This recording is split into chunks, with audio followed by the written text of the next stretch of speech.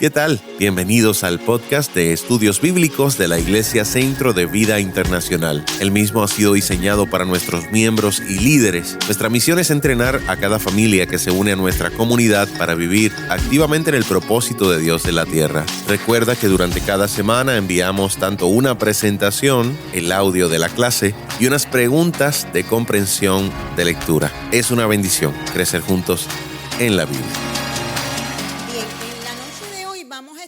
Discutiendo dos epístolas. Vamos a discutir la segunda epístola de Pedro y la epístola de Judas, que es sumamente corta, es solamente de un capítulo. Vamos a ir yendo de una epístola a la otra, porque lo que vamos a estar haciendo es un estudio comparativo de ellas dos. Porque si usted ha leído esas epístolas, usted se va a dar cuenta que tienen mucho contenido similar. Y de hecho, hoy vamos a hacer un ejercicio donde vamos a ir a buscar ese contenido similar para que ustedes vean cómo estos escritores, ¿verdad?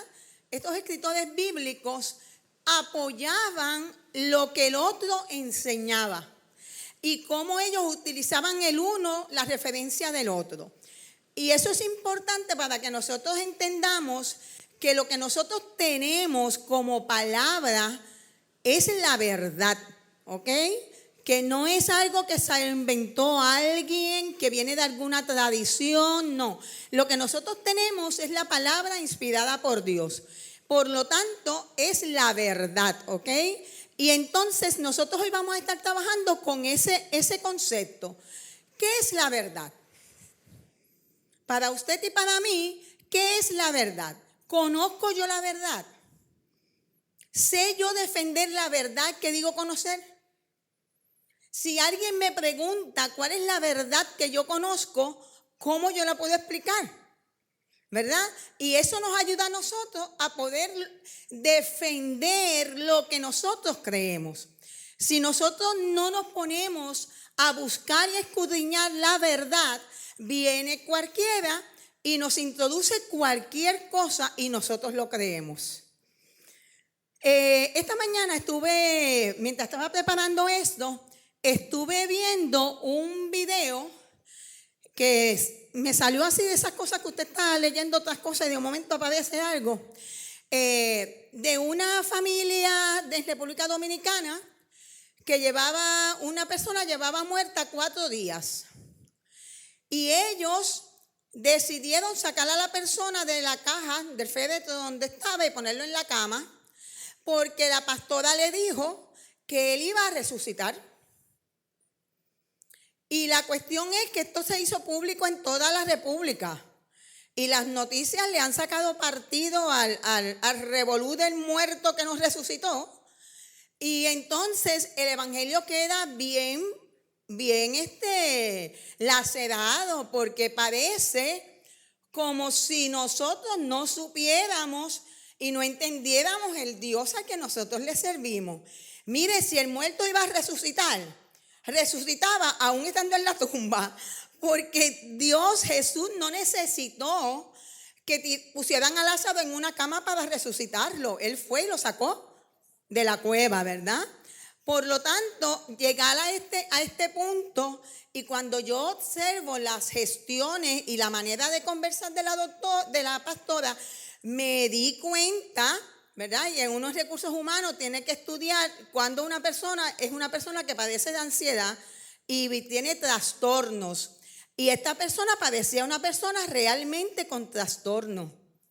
La manera en que ella se manifestaba, la manera en que ella usaba el cuerpo, la forma en que miraba, cómo ella insistía y cómo ella quería obligar a la gente a creer lo que ella estaba diciendo, era algo que a mí me dio, ¿verdad?, mucha compasión, pero me dio mucha vergüenza, porque quedamos como analfabetas y como locos, y no por la locura del evangelio, que es la palabra de Dios, sino por las locuras que nosotros nos inventamos. Y eso es bien triste. Por lo tanto, hoy el llamado que hace estos apóstoles es a que perseveremos en medio de la falsedad. Pero me imagino que algunos dirán, pero eso lo estamos estudiando hace rato en las demás epístolas. Lo que pasa es que hay dos tipos de falsedad. Está la falsedad que viene externa, ¿verdad que sí? Y está la falsedad que nosotros vamos a ver interna. Y a veces de esa no tenemos que cuidar más que de la externa. Porque la externa a usted se le hace bien fácil conocer la falsedad de alguien que promueve el ateísmo. Eso es bien sencillo. A usted se le hace bien fácil conocer la falsedad de un agnóstico. ¿Ok? A usted se le hace fácil conocer la falsedad de un testigo de Jehová, de un espiritista. Pero conocer la falsedad dentro de lo que es el círculo del evangelio es más complicado. Y para eso usted y yo tenemos que estar fuertes en la palabra. Y vamos a ver cómo estos dos apóstoles, estos dos escritores, son fuertes escribiendo sobre la necesidad de que usted y yo perseveremos en la verdad para reconocer la falsedad. Porque mire, la falsedad está en medio de nosotros hace tiempo y en medio de la iglesia hace tiempo. ¿Ok? Por lo tanto, si usted y yo queremos estar apercibidos, tenemos que conocer la palabra. No podemos vivir por ahí pensando en pajaritos preñados y no conocer la palabra, porque hay otros que conocen al dedillo lo que creen. Entonces, a veces nos encontramos nosotros sin poder presentar defensa. Y en estas escrituras nos están diciendo, usted y yo tenemos que presentar defensa. Ya no es no contienda, no busques conflicto, no. Ellos dos son bien directos. Si usted cree en algo, usted tiene que estar dispuesto a defenderlo. ¿Ok? Y eso es bien importante. El objetivo principal de estas dos epístolas es advertir a los cristianos contra la falsa enseñanza y alentarlos a perseverar en la verdadera fe. Yo quiero que alguien me lea 2 de Pedro 2:1 y Judas 4. Recuerden que todo el que vaya a leer o todo el que vaya a hacer una observación, un comentario, una pregunta, debe irse a los micrófonos para beneficiar a las personas para las que estamos grabando estas lecciones. 2 de Pedro 2:1 y Judas el verso 4. Dice usted la cita que va a leer y la lee. Segunda de Pedro 2:1. En el pueblo de Israel hubo también algunos que decían ser enviados por Dios, pero no lo eran. Así también entre ustedes habrá quienes se crean maestros enviados por Dios sin serlo. Ellos les darán enseñanzas falsas y peligrosas sin que ustedes se den cuenta, y hasta dirán que Jesucristo no es capaz de salvar. Por eso, cuando ellos menos lo esperen, serán destruidos por completo. Esa es 2 de Pedro 2:1. Fíjese lo que dice, se la voy a leer en la Dios habla hoy. Pero hubo también falsos profetas entre el pueblo, como habrá entre vosotros falsos maestros, que introducirán encubiertamente herejías destructoras. Introducirán encubiertamente herejías destructoras. Y ya mismo les voy a definir lo que es herejía. ¿Quién me lee Judas verso 4?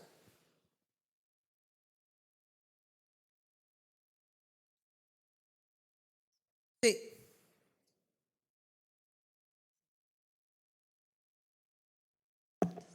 Sí. Les digo esto porque algunas personas que no tienen a Dios se han infiltrado en sus iglesias diciendo que la maravillosa gracia de Dios nos permite llevar una vida inmoral. La condena de tales personas fue escrita hace mucho tiempo, pues han negado a Jesús, nuestro único dueño y Señor. Wow, fíjese que está hablando no solamente de lo que enseñan, sino del espíritu del que enseña eso. Y a pesar de que está dentro, realmente no es, pero parece ser. Mire cómo dice la traducción Dios habla hoy, dice así. Porque algunos hombres han entrado, nuevamente se usa la palabra encubiertamente. Los que desde antes habían sido destinados para esta condenación, hombres impíos. Cuando decimos hombre no significa solamente lo masculino, sino el ser humano, ¿ok? Hombres impíos que convierten en libertinaje la gracia de nuestro Dios y niegan a Dios el único soberano y a nuestro Jesucristo. Fíjense que dice que convierten en libertinaje la gracia de nuestro Dios.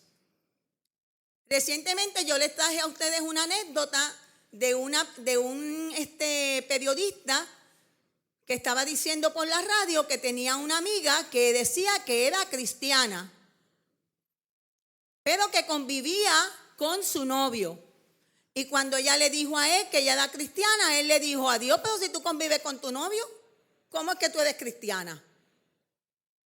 Porque él viene de bases cristianas. Él sabe de lo que está hablando. ¿Y qué fue lo que ella le contestó? Pero es que el convivir con mi novio es un pecado como cualquiera otro. Y si Dios me perdona el mentir, y si Dios me perdona el decir algo en las planillas que no es, pues también me perdona la convivencia con mi novio. Pero fíjate qué lindo. Quiere decir entonces que ella peco hoy, peco mañana, peco el otro día y sigo pidiendo perdón. Eso es un abuso de la gracia. Eso es un libertinaje. Pero qué triste que tengamos que escuchar por nuestra radio que una mujer que dice ser evangélica tiene esa manera de manifestar lo que ella dice su fe. Y lamentablemente tenemos las iglesias choretas de gente que quiere vivir de esa manera y quiere hacer de todo, pero no quiere enderezar su vida. Esta palabra es fuerte, pero es la palabra que necesitamos. ¿Ok? Pedro y Judas no se andan con pañitos tibios. Y ahorita los voy a mandar a buscar todos los nombres que ellos le ponen a la gente que está enseñando dentro de las iglesias cosas falsas.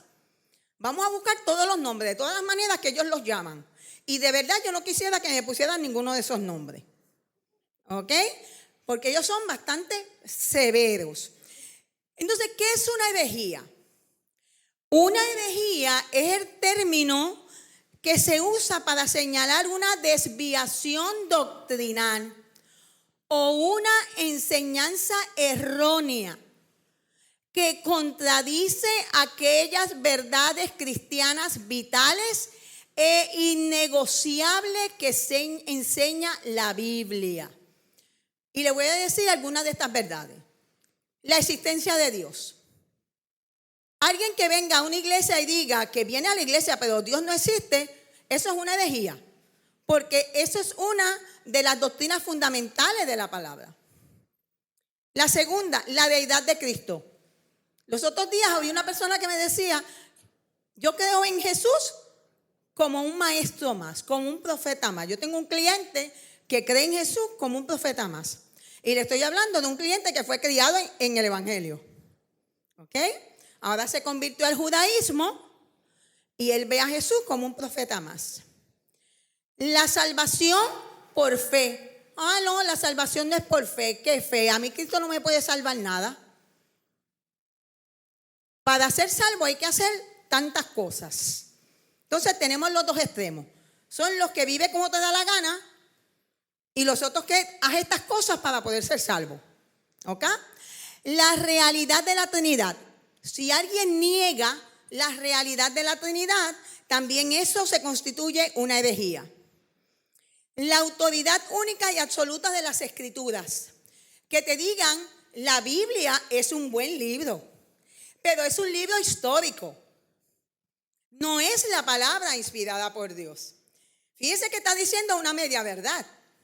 La Biblia sí es un libro que presenta la historia, pero más que la historia, la Biblia es el libro que presenta el plan de salvación para el hombre, desde Génesis hasta Apocalipsis.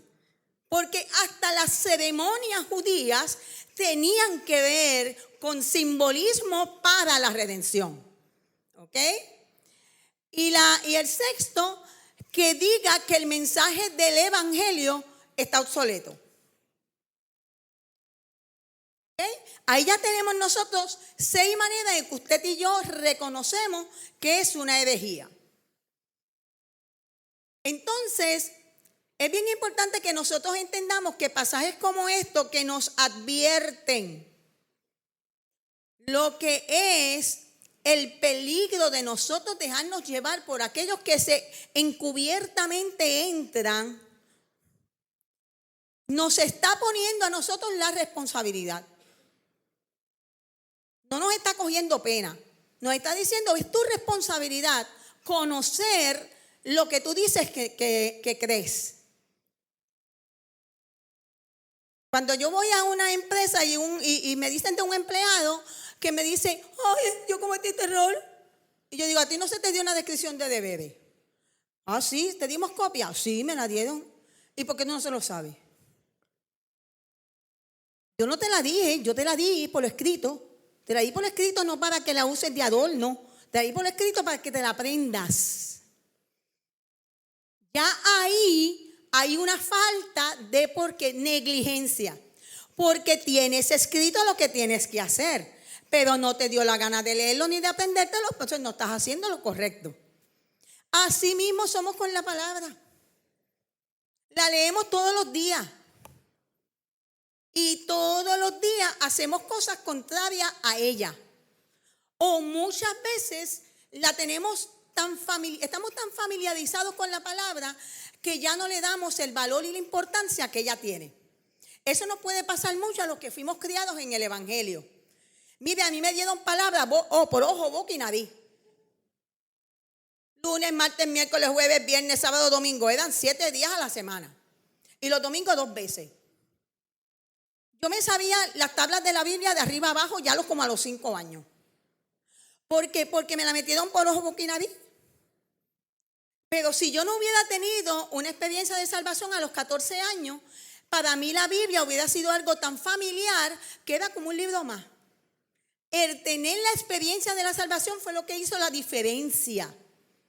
Por lo tanto, usted y yo tenemos que tener el cuidado de no estar tan familiarizados con la palabra que escuchamos los domingos, los jueves, que escuchamos por la radio, que ahora se escuchan buenísimas cosas por la radio, pero también mucho disparate y mucha sanganería. Mucha palabra que yo digo, ¿pero qué tanta sanganería? Te adornan con un textito y lo que te están hablando son muchas boberías motivacionales. Entonces, si nosotros no creemos en la palabra, si nosotros no la conocemos, vamos a estar todo el tiempo en esa ola, creyendo todo lo que nos dice todo el mundo. ¿Ok? Así que es bien importante que nosotros entendamos esta advertencia de Pedro y de Judas. Ellos son bien claros al advertir. Vamos a leer 2 de Pedro 3:17 que está en la pantalla. ¿Alguien que la quiera leer? Ajá, Nedimar, vente acá, Nedimar, para que te podamos escuchar. Así que vosotros, oh amados, sabiéndolo de antemano, guardaos, no sea que arrastrados por el error de los inicuos, cargáis de vuestra firmeza. 2 de Pedro 3:17.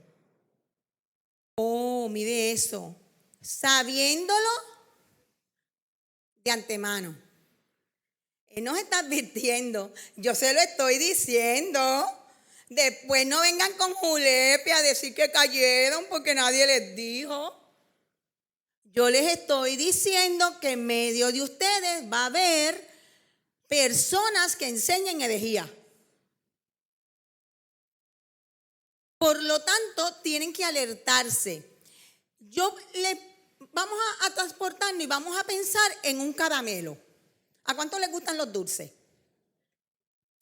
Ok, pues piense que usted tiene un caramelo en las manos.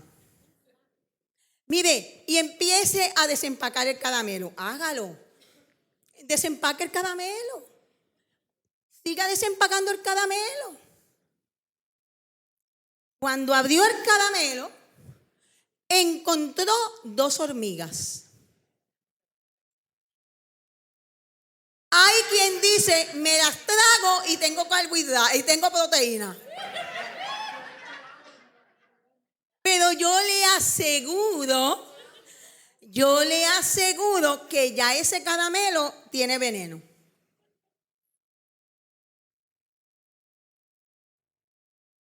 ¿Cómo le está ahora la proteína?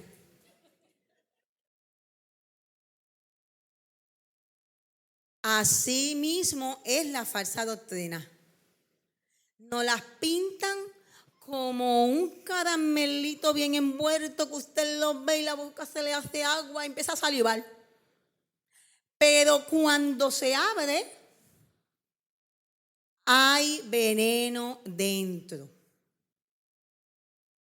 Así que nosotros tenemos que ser bien consistentes y cuidadosos. Y hay 2 preguntas que yo quiero que usted se haga en esta noche. ¿Seremos de los que comemos el veneno? Ay, ¿tiene proteína? ¿El caramelito?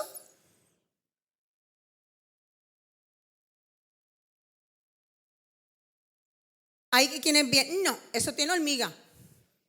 Eso tiene hormiga, yo no me lo como ni para el cara. Sabrá Dios dónde estaba eso. Sabrá Dios cuánto tiempo lleva allí. Sabrá Dios todo por dónde ha pasado. Sabrá Dios, y empiezan a indagar, ¿verdad? Y no se lo comen. Pero hay otros que somos más ay, olvídate de eso, lo sacudo y me lo como. Que no nos pase eso con la palabra. Que no nos pase eso con la palabra. ¿Ok? La palabra no es cuestión de sacudirle lo que padece, no. Es que nosotros tenemos que desechar lo que no es. ¿Ok? La otra pregunta que yo quiero que ustedes se contesten hoy. ¿Estaremos alertas y atentos a estas cosas? ¿Estaremos alertas y atentos a estas cosas? Hace un tiempito una persona, estábamos en un lugar y una persona me dice, yo le estoy rogando a Dios por la bendición, porque Dios es tan maravilloso y tan misericordioso que yo sé que Dios me va a bendecir. Y yo la sigo dejando porque yo la conozco. Y yo dije, sí, acuéstate de ese lado que mucho que te va a bendecir. Pero ella seguía, ¿verdad, Sonia? Que Dios me va a bendecir. Y pues ya yo no me pude quedar callada. Y le digo, ¿qué tú estás haciendo con tu vida para que Dios te bendiga? Porque Dios no está por ahí repartiendo bendición a tu tiplén. La bendición de Dios, bíblicamente hablando, es para los hijos de Dios. Es para los que obedecen. Todas las cosas obran para bien. ¿Para qué? Para aquellos que son llamados conforme a su propósito. Pero nos gusta todas las cosas son para bien. El llamado a su propósito todo el mundo lo obvia. Y ese texto ella siempre me lo estaba usando. Y yo le dije, no, lo que pasa es que estás diciendo el texto incompleto. Vamos a ver lo que dice el texto. Y me dice, ay, tú eres más fanática. Vean cómo nosotros queremos la bendición de la palabra sin aplicarla a nuestras vidas. Y eso es lo que nos está diciendo Juan, Pedro y Judas. Tengan cuidado que en medio de ustedes van a tener mucha gente que va a andar con un veneno envuelto como en forma de caramelo y se lo va a querer dar. Para que no se les olvide, acuérdese del caramelo envuelto, pero que tiene veneno. Así es la palabra cuando es tergiversada. Vamos a leer Judas 3. Alguien que lo lea, está en la pantalla. Judas 3, sí.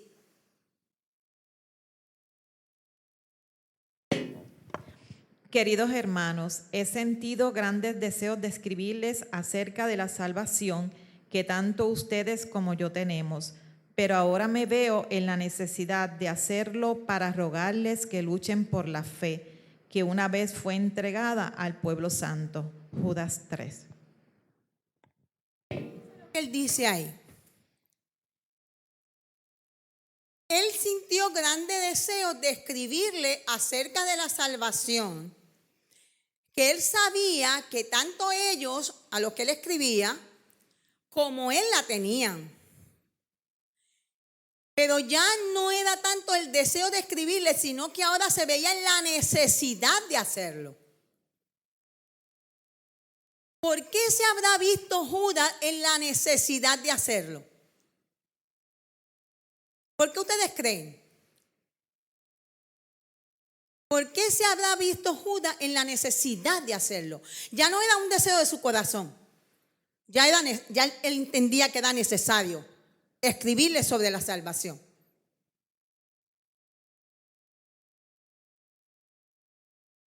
¿Por qué? Por los herejes internos. Él dice, aquí se está metiendo mucha cosa que no es, y si no levantamos la voz, la iglesia completa se va a contaminar. Y nos vamos a ir por ahí, por el risco todo el mundo. Porque usted sabe cuál es el problema de la falsa doctrina, que si no hay gente cimentada en lo que es la verdad, la falsa doctrina corroe bien rapidito.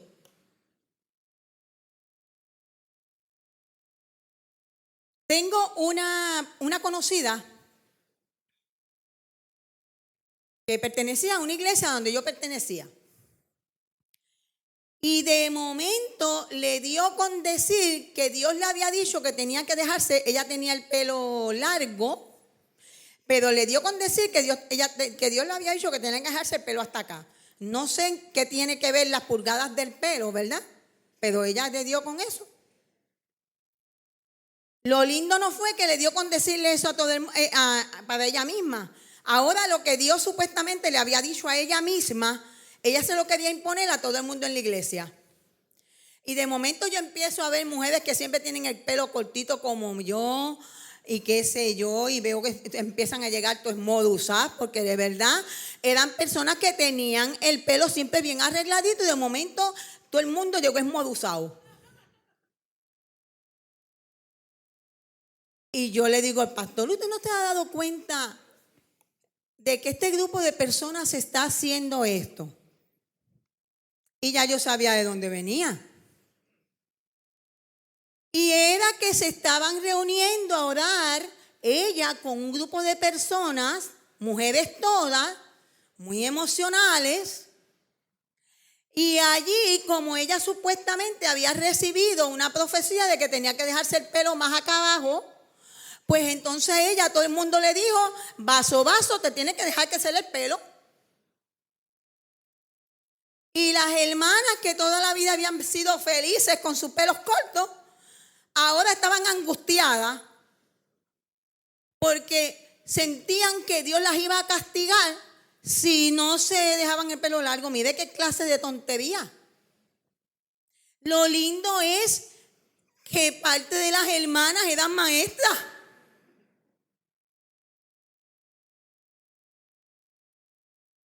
Y un día aparecieron por casa.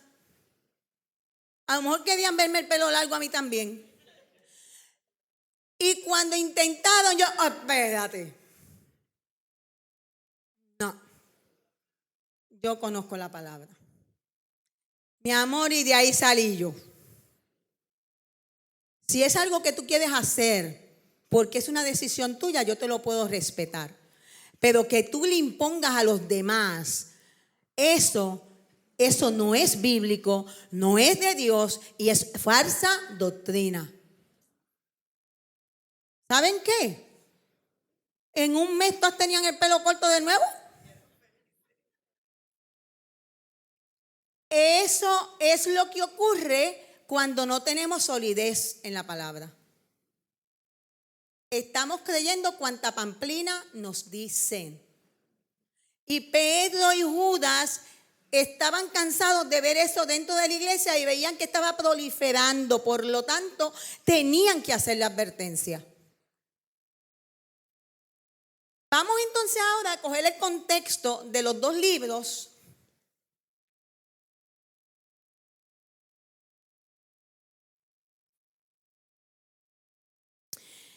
Obviamente, cuando nosotros pensamos en Segunda de Pedro, pensamos en Judas, decimos, bueno, pues si dice Segunda de Pedro, pues lo escribió Pedro. Y si dice Judas, pues lo escribió Judas. ¿Verdad? Y en este caso, yo personalmente creo que lo escribió Pedro y creo que lo escribió Judas. Pero, sin embargo, hay opiniones diversas con relación a quién escribió estos libros. Porque pues hay personas que entonces siguen investigando y piensan que entonces fue un anónimo que escribió a nombre de Pedro. Y dicen entonces y comparan que la primera epístola de Pedro no se parece a la segunda epístola de Pedro y un sinnúmero de cosas. Sin embargo, yo pienso que fue Pedro. Y les voy a decir por qué yo pienso que fue Pedro. Porque en segunda de Pedro, él hace la referencia y dice que él fue apóstol, se identifica a sí mismo como Simón Pedro, se identifica a sí mismo y afirma haber estado con Cristo en el monte de la transfiguración. Si no lo cree, búsquese en segunda de Pedro 1, 16 al 18. Había escrito una carta anterior a quienes se dirige, que era la primera epístola de Pedro, y usa muchas palabras y frases similares a las que se encuentran en primera de Pedro. Así que para mí, esto apunta a que realmente, aunque haya una diferencia en algunas cosas, quien escribió la segunda epístola de Pedro fue Pedro. Y más cuando ahí dice, yo, Simón, Pedro. Más claro, no canto un gallo. ¿Verdad? Así que por lo menos ya esa la tenemos clara. Judas, en esta, pues obviamente el nombre de Judas era un nombre muy conocido y muy común entre los hebreos. Pero los eruditos concuerdan que se refiere a Judas, el hermano de Jesús, hijo de María y José. Y para eso hacen referencia a Marcos 6:3, ¿ok? Por lo tanto, para efectos nuestros, los libros llevan el nombre de la persona que los escribió. Si después usted quiere pensar otra cosa, pues compruébelo. Pero yo me estoy dejando llevar por lo que dice la Escritura. ¿Está bien? ¿Quiénes eran los destinatarios? Segunda de Pedro fue dirigida a los cristianos esparcidos por Asia Menor. No se especifica que fue una iglesia en particular. ¿Ok? Y cuando menciona que te había escrito una carta anteriormente, la carta que se escribió anteriormente, si hace referencia a la primera epístola de Pedro, realmente fue escrita para los cristianos que estaban dispersos por Asia Menor. Por lo tanto, se da ¿verdad? Por sentado que se escribió para ellos. Judas, sin embargo, fue escrito más directo para los judíos cristianos, aquellos que habían profesado la ley, pero que luego de la resurrección de Jesucristo se dieron cuenta que Jesús era el Mesías prometido y que aceptaron la fe del cristianismo y que estaban en la lucha constante con aquellos que le querían atosigar la ley para la salvación. Y para eso Él está escribiéndole para que estén conscientes de que en Cristo ya eran salvos y que era suficiente con la sangre de Cristo. Ambos concuerdan en los temas que es la realidad de la falsa doctrina dentro de la iglesia. Mire, y si en aquel tiempo había falsa doctrina dentro de la iglesia, en este tiempo la tenemos también. Nosotros tenemos que estar apercibidos y tenemos que conocer la palabra para poderla señalar, ¿verdad? Palabras claves. En ambas epístolas se usa el entre vosotros, porque recuerden que ellos están haciendo alusión específica a los maestros que encubiertamente se habían metido entre vosotros. En la segunda epístola de Pedro, una de la palabra que yo la considero clave es conocer. Pedro le hace claro a la iglesia, si tú conoces la palabra, si tú conoces tu fe, si tú tienes conocimiento pleno de lo que tú dices creer, nadie te va a quitar, te va a sacar de tu firmeza. Pero si tú no tienes conocimiento, cualquiera te puede llevar. ¿Ok? Y Pedro hace referencia a las promesas que Dios hizo de nosotros, con nosotros para cuando el Señor venga. Y en Judas, las palabras claves son mantener y contender. Y ahorita vamos a hablar de eso de contender. ¿Ok? Porque usted puede contender de diferentes formas. ¿Cuál es la aplicación práctica de estas dos epístolas? Mire, que hoy día hay una gran cantidad de enseñanzas no bíblicas de las que tenemos que estar conscientes para luchar contra ellas, que están dentro de las iglesias.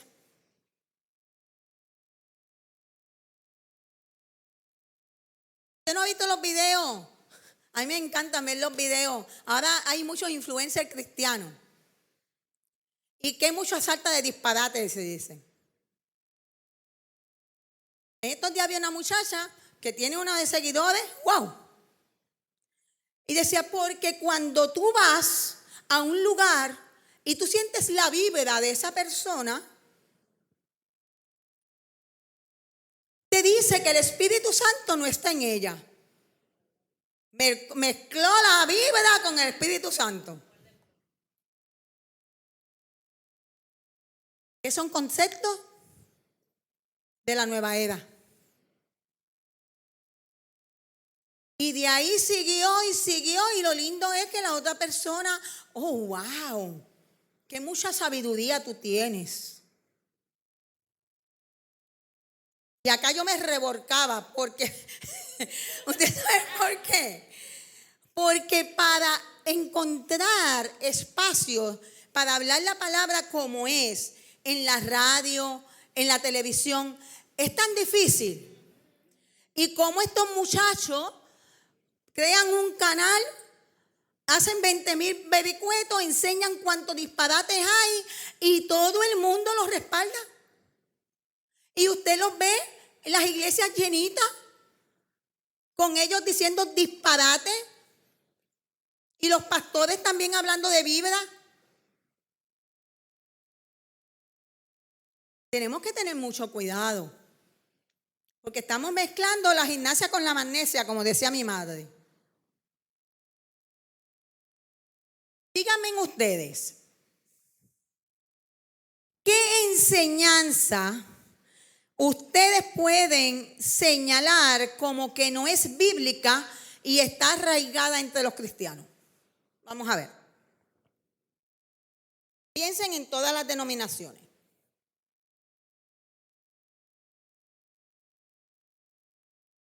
A ver, díganme en una por lo menos. ¿Qué enseñanza está metida dentro de las iglesias? Piensen en todas las denominaciones evangélicas, que realmente no es bíblica. Vamos a ver, Joana.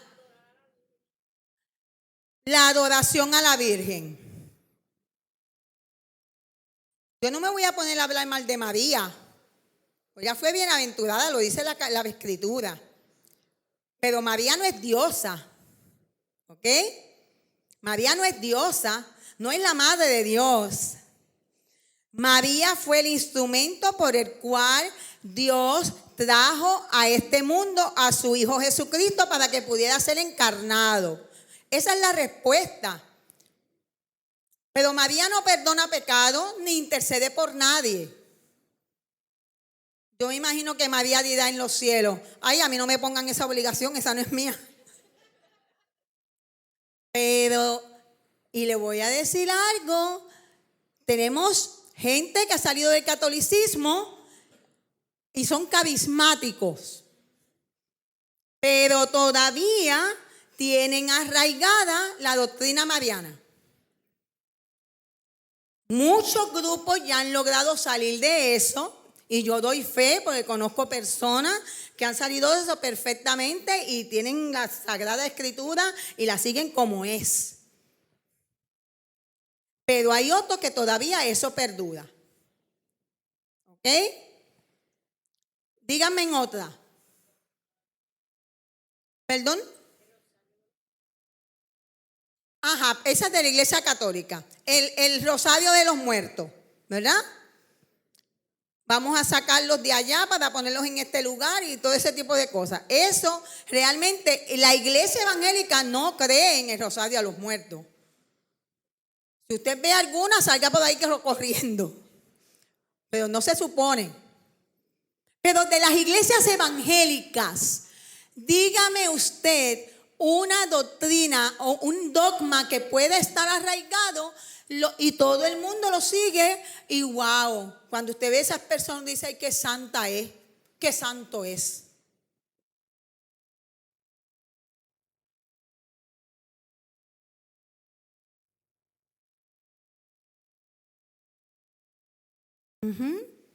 No te afeites, no te saque la ceja, no te maquille, porque eso es el espíritu de Jezabel. No te pintes el pelo.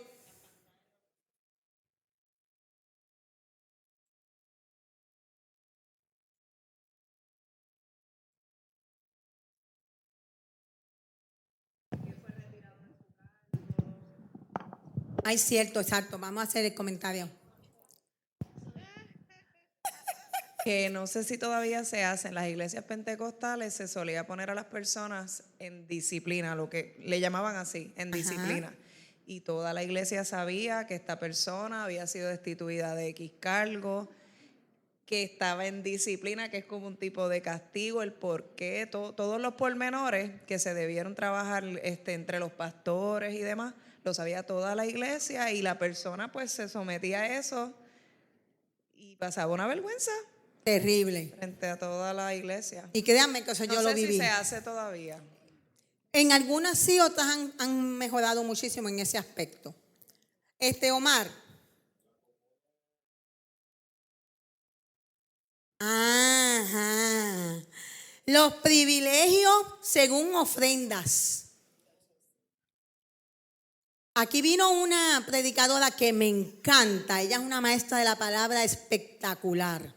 Aida Mota.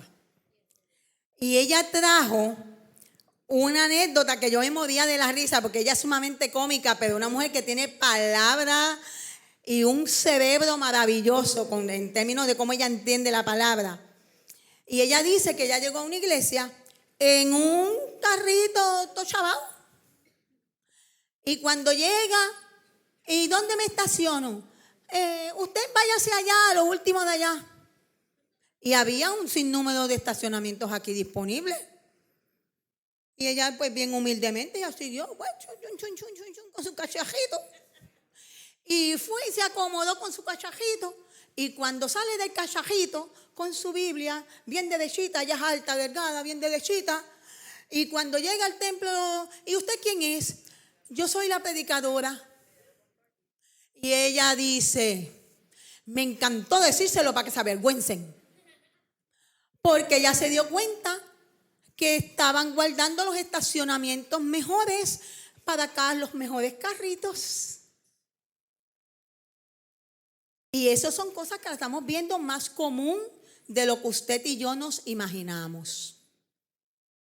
Otra cosa que está bien arraigada, la doctrina de la prosperidad. Da para que te bendigan. No es lo que dice la palabra. La palabra dice de lo que Dios nos ha dado, damos. No estoy esperando que me bendigan ni estoy esperando nada. Esto es un acto de gratitud. Ya yo he sido bendecido. Y estamos todo el tiempo diciéndole a la gente, da para que Dios te bendiga, da para que Dios te bendiga. Y entonces tenemos gente con corazones egoístas dando mucha ofrenda, lo que están es esperando. Eso es una doctrina completamente antibíblica. Y las tenemos de choretas en nuestras iglesias. Tenemos que tener mucho cuidado. Mucho cuidado. Ajá. Ajá. Pastorado. Tú eres mi hijo, tú vas a heredar esto cuando yo me vaya. Exactamente. Nos hemos olvidado de que Dios es el que da dones a los hombres. Y ok, ya yo tengo mi iglesia y saco a mi hijo por los pelos, tú eres el pastor de la iglesia. Y enseñamos todas estas cosas. Y ahora decimos que son generaciones de pacto. Tenemos que tener mucho cuidado. Miren cómo tergiversamos las escrituras. Yo puedo creer en todo tipo de personas. Si tu hijo tiene un llamado y el Señor, pues claro que sí, vamos a echar para adelante para que crezca, madure y sea el líder de la iglesia. Pero no significa que todo hijo de pastor va a ser pastor. ¿Ok? Pastor, ¿tienes algún comentario? Ajá. Dos posibles cositas que nos podemos encontrar en la iglesia que en nuestro, ¿verdad?, terreno y en la Biblia no son una doctrina saludable. Una de ellas es pactar milagros.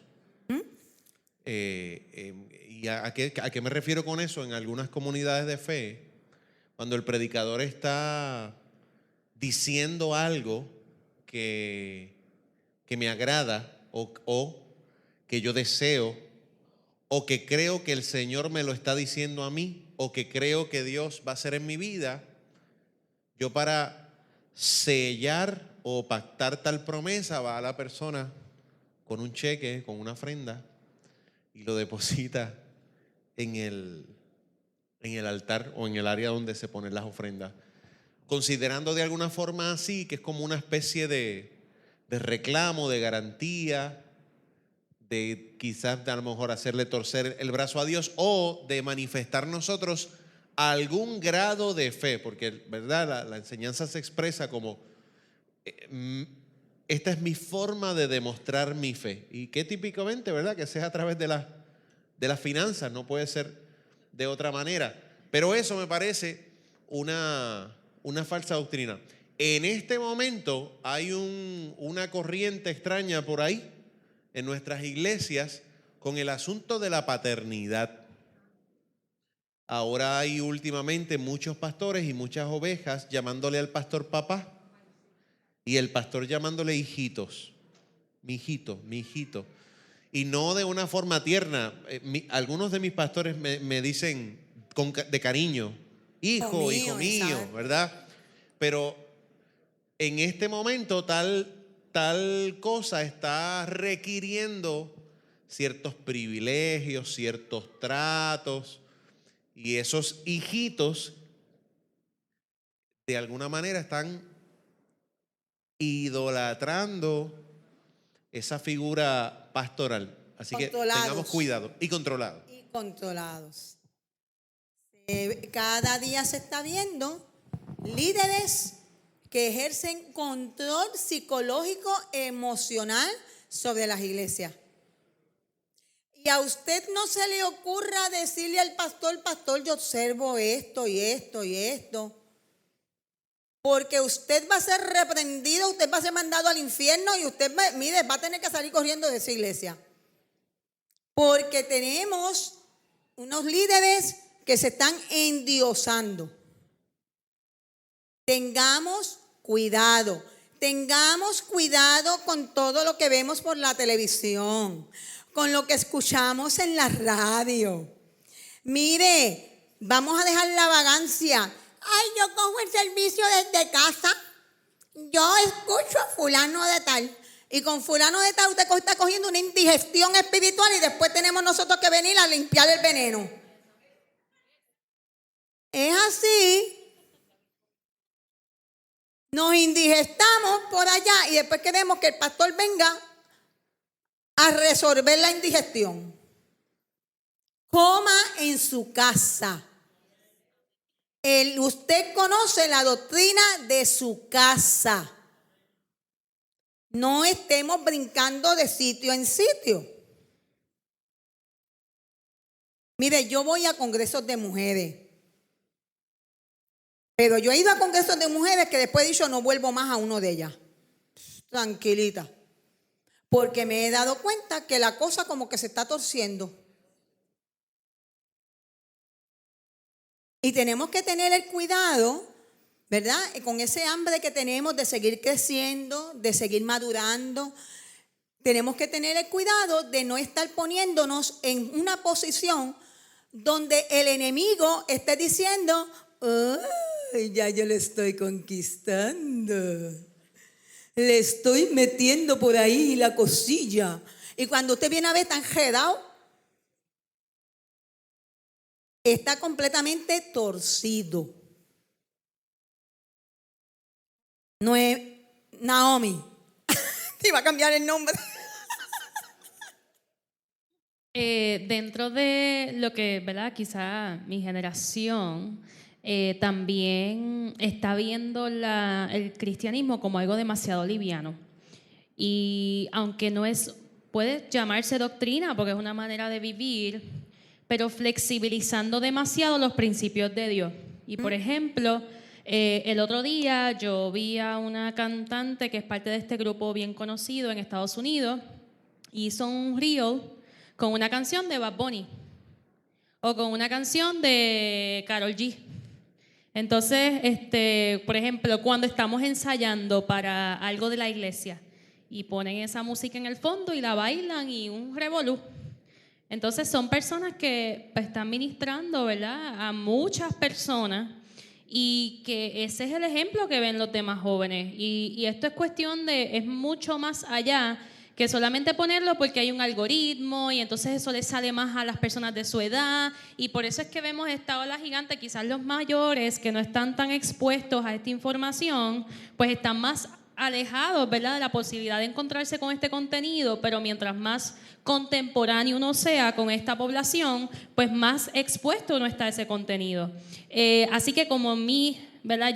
Yo tengo 29 años y lamentablemente pues mi algoritmo me inclina, ¿verdad?, a ese contenido, para bien o para mal, porque uno sabe lo que está pasando y uno puede reforzar en ese tipo de cosas, pero es bien peligroso lo que está pasando, incluso con la palabra, la manera de vestir, los escotes, ya eso no es nada malo porque Dios te acepta así. Las palabras malas, cómo me comunico, a veces los stickers mismos fallamos, nuestros stories, Sunday vibes, ya ahí estamos cayendo en eso. Y yo antes de yo postear algo, yo estoy tan consciente de cualquier cosa y cómo se ha interpretado, maybe me llamen psycho, ¿verdad?, o lo que sea, o exigente, pero yo me cuido mucho de esas cosas porque eso es lo que nos representa al final del día y no porque soy joven quiere decir que se me permitan unas cosas, porque la doctrina no ha cambiado, o sea, Dios, la palabra no cambia. Exactamente. Otra que tenemos, que son dos extremos, las iglesias que dicen claramente que bíblicamente la mujer no puede enseñar en la congregación. Pero por otro lado tenemos iglesias donde las mujeres que enseñan en la congregación son como divas. Y ya usted le ve los bembes así. Y parecen realmente como si fueran artistas. Ya nos trepamos a las tarimas como si fuéramos artistas. Y las tarimas, y los altares se han convertido en tarimas. Sin ningún tipo de respeto, de decoro. Los otros días había una pastora que yo decía, pero ella tiene traje, pero ella casi está desnuda. Y lo estamos viendo, ¿y cómo lo justifican? Es que ya yo no soy, eso es para los pentecostales. Pero entonces nos estamos convirtiendo en libertinaje. La palabra es bien específica y es bien clara. Hagamos todo con moderación y con orden. La mujer vista como ¿qué? Con modestia. Eso sigue estando en la palabra. Entonces estamos confundiendo y entonces nos estamos pareciendo tanto a lo del otro lado que nuestras iglesias ya no parecen templos. Así que tengamos nosotros el cuidado de tener el celo por la casa del Señor y el celo por lo que se nos ha enseñado. Mire, Pedro y Judas fueron bien específicos, bien específicos.